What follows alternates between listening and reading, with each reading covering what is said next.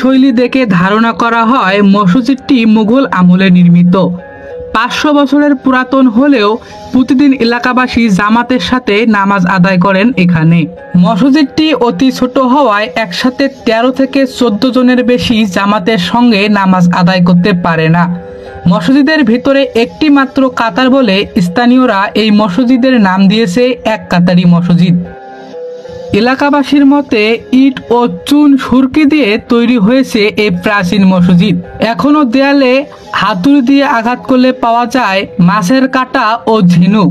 মসজিদে রয়েছে 3টি গরমুজ ও 3টি দরজা, ভিতরে একটি মাত্র কাতার। অবস্থান লালমনিরহাট জেলার কালীগঞ্জ উপজেলার গোরল ইউনিয়নে।